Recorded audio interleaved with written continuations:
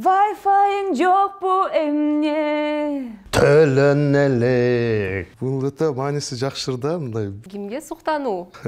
Мага да. Wi-Fi атқа қондым да.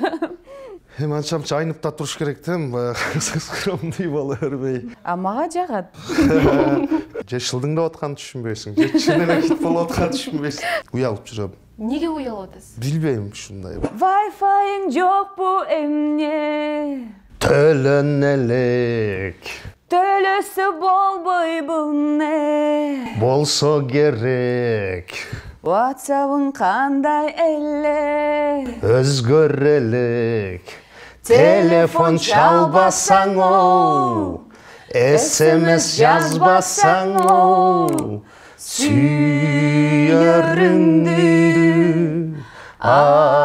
айтпасаң оу. Вау!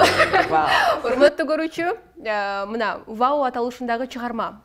Студияда Кыргыз Республикасынын эмгек сиңирген артисти Гүлжигит Сатыбеков, ошондой эле ырчы айым Гүлсүн Бостонкулова студияда. Учурда жогоруда мына ушул менин конокторум аткарган чыгарманын сөздөрү, тексти тагыраагы коомчулуктун талкуу чордонунда десек болот. Талкууга түштү. Азыр социалдык тармактарда кайсыл жакка кирбе?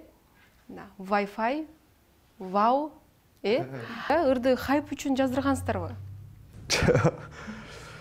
Бұл эми кандай десек, бұл гастролдо жүрүп жазылса керек эле. Гастролдо жүрүп жазганбыз. Анан өзү сонун эле жазылып келип аткан. Ушу экинчи куплетине келгенде өзүн шаштырат да, атыра ырдап чыгаралы. Анан студиядан Wi-Fi'ың жок дейт. Неге жек төлөн элек дейт. Ошентип атып ошол жерден эле жазылып калган. Мындай биз эми кийин ордуна башка сөз коебуз, ырдап көрөлү деп ырдалып калган. Тексттерин, сөздөрүн оңдойбуз деп. Тилекке каршы оңдолгон да жок, ушул бойдон ырдалып калды.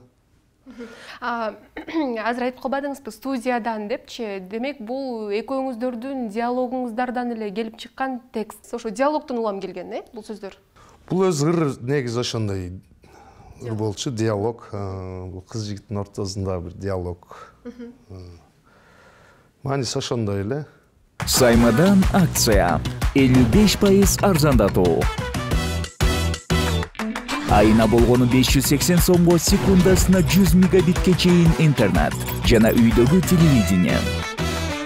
200дөн ашуун телеканал, Старт жана О кино үй кинотеатрлары, төзеле телевизордан YouTube көрүү, жана дагы белекке ТВ приставка.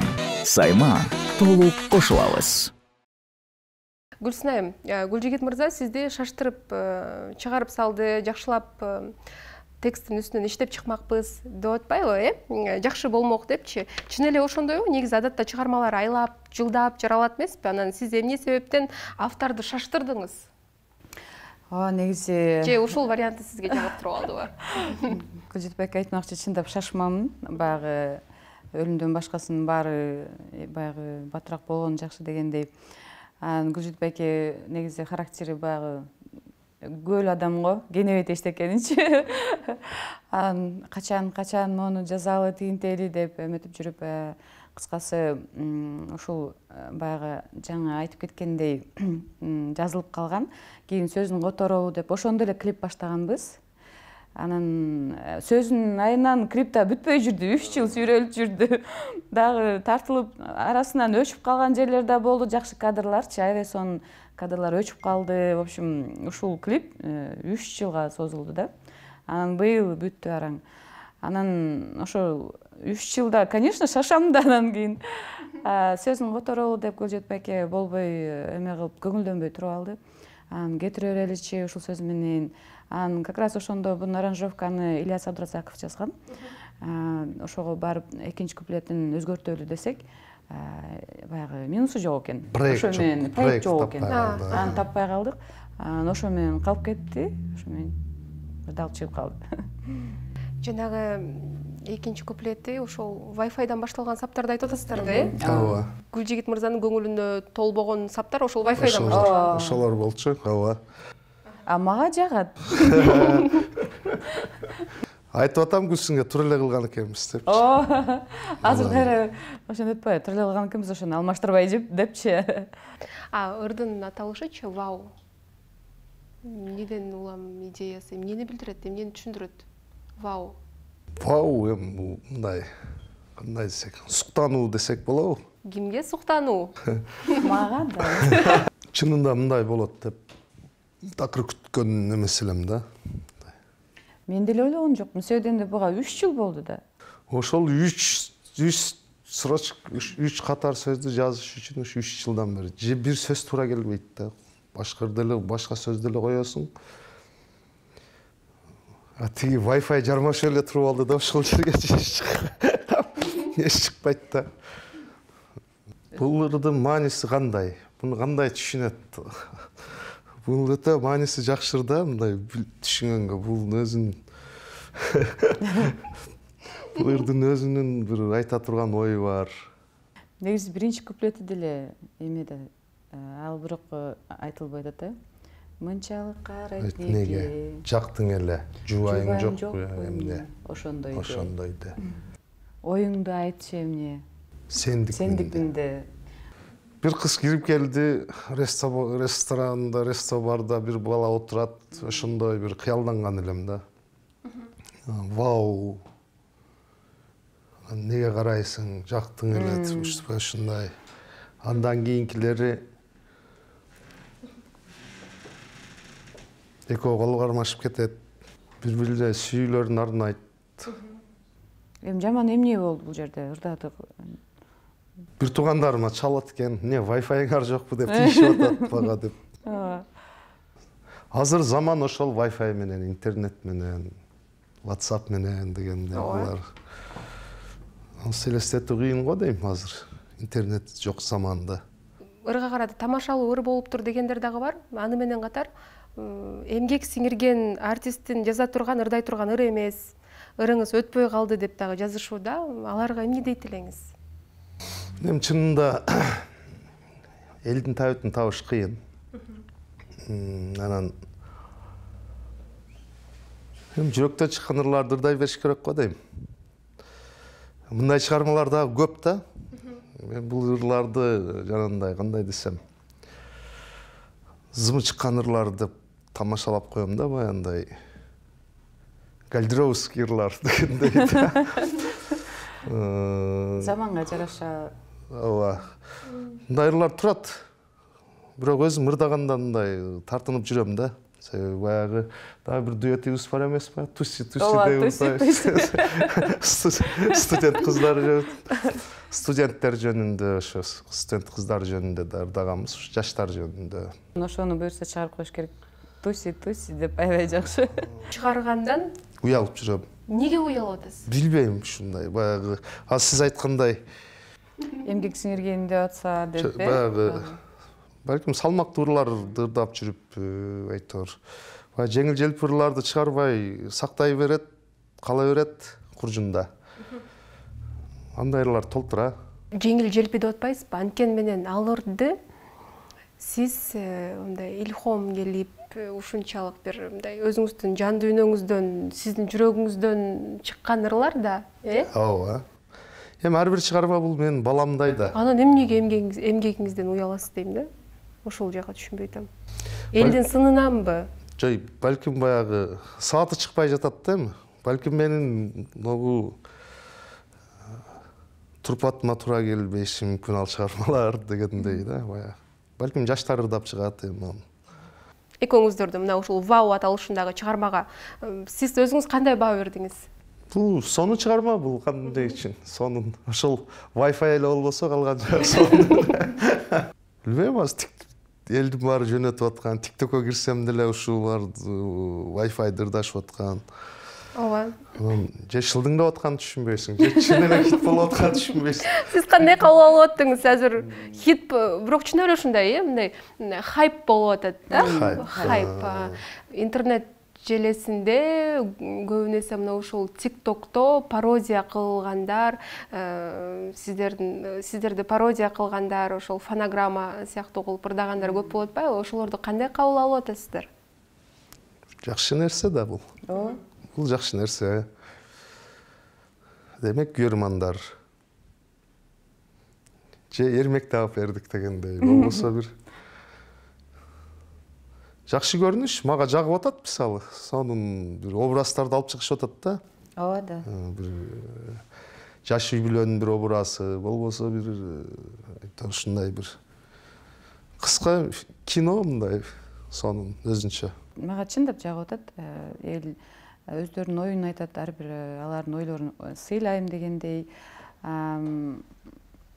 азыр ошол ырдап чыккандар ошону мээнет кылып ырдап атышат аларга жакканы үчүн ошол дагы ырдай беришсин биз только кубанычтабыз баардыгына жакшы комментарий жазып коюп атам баарына болбосо дагы көргөн немелерди жазып коюп атам жакшы ыр жакшы болуптурдан караганда ушул да ырбы деген сыяктуу комментарий көп болуп атат да сын катары кабыл алдыңызбы же көңүл деле бурган жоксузбу албетте бул оор нерсе чынында ар бир нерсени жүрөк менен өткүзгөн үчүн чынында жакшы сөз угуп жакшы комментарий окуп калсаң мындай териңе батпай дагы бир жаңы чыгармаларды изденип дегендей тескерисинче окуп кала турган болсоң мурда аябай терикчүмүн азыр мындай мүмкүн болушунча өзүмө кабыл албаганга аракет кылам ошолорду бирок сын болуш керек го дейм сын болбосо сын айтылбаган жерде өсүү жылыш жүрүш жок да бул азыркы кырдаал сизди териктирген жок мен комментарийлерин окубадым чынында ал жака кирсем жүрөгүм оорушу мүмкүн клиптин бюджети тууралуу сурагым келип атат клиптин бюджети канча ай тарттыңыздар канча бюджет кетти канча акча сарптадыңыздар клипке канча сарптадык гүлсүндүн мээнети өтө чоң клипке клипти аксыда тарттык Бишкектен анан көп тартылган съемкалар жоголуп өчүп кетти көбү кайра тарттык ошол мээнет негизи клип боюнча Гүлсүндүкү Нурсултан деген инибиз тарткан демек ушу хайпты күтүп аткан экен да бул жөн кармалып аткан жок деп ырч ушундай бир көп кайрылышат кыздар дуэт ырдайлык деп анан ырларыңарды угуп көрөйлү деп сунуш кылам ошол ырдай берсе болот го негизи ырдай бериш керек экен да тандабай элечи кел деп элечи себеби ар бир ыр жөн жазылбайт экен ар бир өзү же күйөрман чакырып келет же күйөрман жоготот ушу баягы ырларын талантын баалайм анан ырлары бүт ырлары мага жагат анан ошол мен негизи бул чөйрөгө кечирээк кошулуп калдым да анан ошол мезгилде дуэт ушул именно Гүлжет байке менен ырдагым келди сөйдөнгөндө билбейм эмнегедир баягы экөөбүздүн возрастыбыз дагы баягы туура келет депчи анан ырлары аябай сонун ошого мурунку эле ырлардан ырдайлычы деп дагы айтып көрдүм анан жок жаңы чыгаралы деп в общем ушундай сөздөр болуп анан ошо мен айтканымды жок дебей кабыл алып анан ошол дуэт ырдап эметкенине мен ыраазы болуп ошентип ырдап чогуу гастролдо жүрүп ошентип чогуу иштешип калдык мурда тиги ыр чыкканда вау деп ат коюп алышкан вау дейчи азыр вот бир жуманын ичинде Wi-Fi атка кондум да Wi-Fi депчи баардыгы ошол кечээ күнү Таразда жүрсөм дагы Wi-Fi деп эметип атышпайбы баардыгы ошо Wi-Fi деп таанылып атпаймынбы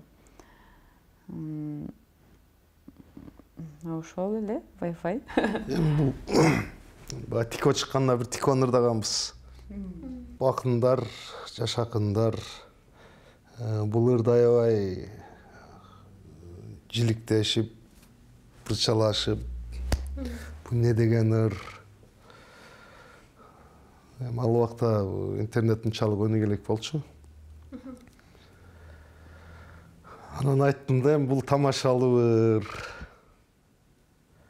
бирок ушул ырга бийлейсиң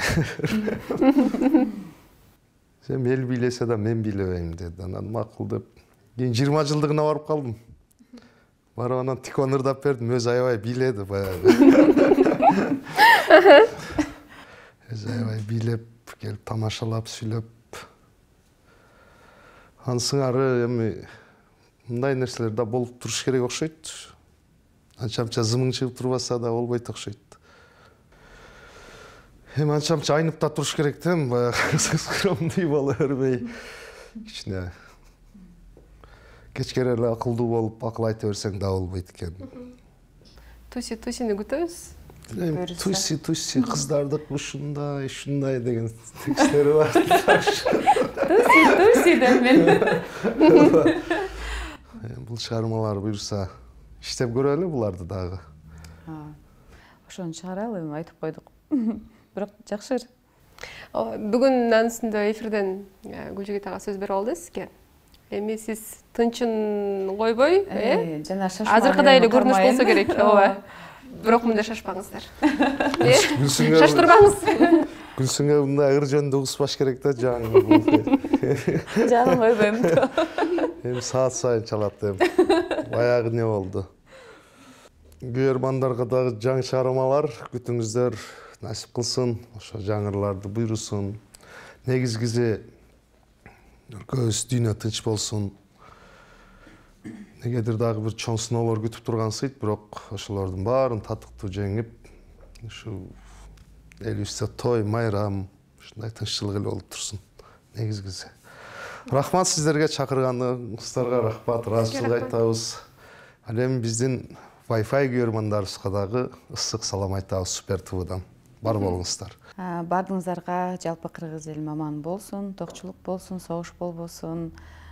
Ушинтип эле тойлор болуп, жаркылдап, вау болуп эле жүрө берели бардыгыбыз. Сиздерге чоң рахмат. Wi-Fi'ңыздар эч качан өчпөсүн. WhatsApp'тын номерлери өзгөрүлбөсүн. Убагында төлөп тургула.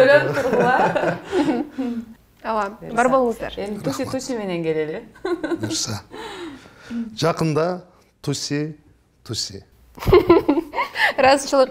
Урматтуу көрүүчү, бүгүн конокто Кыргыз Республикасынын эмгек сиңирген артисти Гүлжигит Сатыбеков, ошондой эле ырчы айым Гүлсүн Бостонкулова болду студияда. Биз болсо Вау аталышындагы чыгарманын тегерегинде бүгүн сүйлөштүк. Жакшы бир маек болду. Алдыда кайра эле мына ушул Гүлсүн айым менен Гүлжигит мырзадан Туси аталышындагы дуэт күтүп турат. Бирок мында мен Гүлсүн айым Гүлжигит мырзаны шаштырбайт деген ойдомун. Тексттери жакшы жазылсын.